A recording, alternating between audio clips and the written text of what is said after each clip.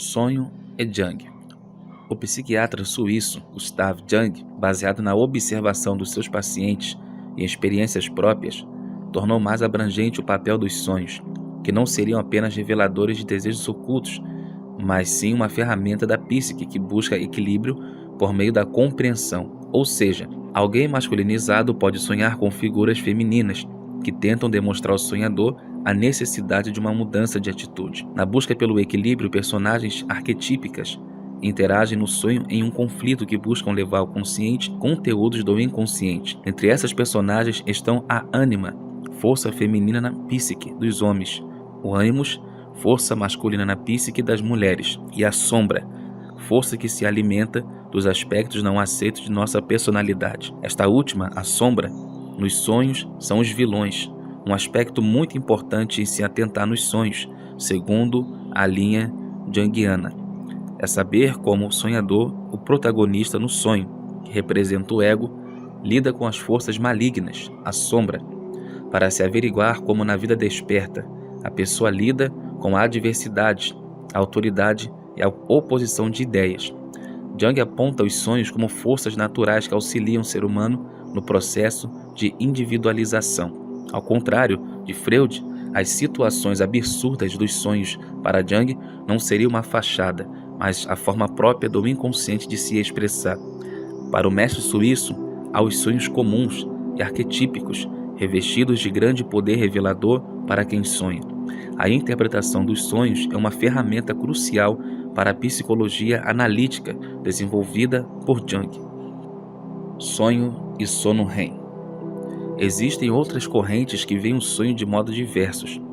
Os neurocientistas, de modo geral, afirmam que o sonho é apenas uma espécie de tráfego de informações sem sentido, que tem por função manter o cérebro em ordem. Essa teoria não só explica como esses enredos supostamente desconexos são responsáveis por grandes insights, como em Thomas Edison, por exemplo. Existem muitos outros casos de sonhos reveladores em várias áreas da ciência e da arte, que todavia não impedem que os sonhos sirvam também para recuperar a saúde do organismo e do cérebro. Sonhos e revelações. A oniromancia, previsão do futuro pela interpretação de sonhos, tem grande credibilidade nas religiões judaico-cristãs. Consta na Torá e na Bíblia que Jacó, José e Daniel receberam de Deus habilidade para interpretar os sonhos. No Novo Testamento, São José é avisado em sonho pelo anjo Gabriel de que sua esposa traz no ventre uma criança divina.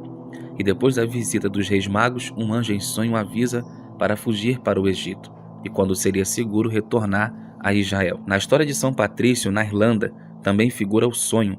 Quando escravizado, Patrício em sonho é avisado de que um barco o espera para que retorne à sua terra natal. No islamismo, os sonhos bons são inspirados por Alá, que quer dizer Deus, e podem trazer mensagens divinatórias, enquanto os pesadelos são considerados armadilhas de Satanás ou Satã. Filósofos ocidentais eram céticos quanto ao tema religião e sonhos, por alegarem que não haveria controle consciente durante os sonhos. Mas estudos recentes analisados pelos movimentos dos olhos, o REM, durante o sono, mostram resultados cientificamente comprovados com sonhos lúcidos, que se contrapõem às teorias anteriores. Pensadores cientistas e matemáticos como René Descartes, Auguste Kekulé, também tiveram em sonhos visões reveladoras. Descartes, em viagem à Alemanha, teve uma visão em sonho de um novo sistema matemático científico. Kekulé propôs a forma hexagonal do benzeno, após sonhar com uma cobra que mordia sua própria cauda. O grande pai da tabela periódica, Dmitri, afirmou ter tido um sonho no qual era mostrado o modelo da tabela periódica atual. Cores versus preto e branco. Uma parte minoritária da população, cerca de 12%, sonhava em preto e branco. Já em 2008, um estudo da Universidade de Dundee descobriu que pessoas que foram expostas apenas à televisão e filmes em preto e branco quando crianças reportam ter sonhos monocromáticos. Cerca de 25% das pessoas que sonham. Nossa primeira parte dessa videoaula fala um pouco sobre pontos de vista diferentes sobre sonhos. Ponto de vista da ciência, ponto de vista da psicanálise, ponto de vista da neurociência. Por que eu abordei primeiramente esse conceito? Porque se Freud passe diretamente já na interpretação de sonhos, seria no mínimo sem fundamento muitas coisas, porque existem pessoas que gostam de ouvir um pouco outros lados também acerca da matéria que está sendo proposta. Eu não posso ser imparcial e passar somente o ponto de vista da religião sobre os sonhos. Então precisei primeiramente abordar o ponto de vista da ciência, da psicanálise e da neurociência sobre os sonhos.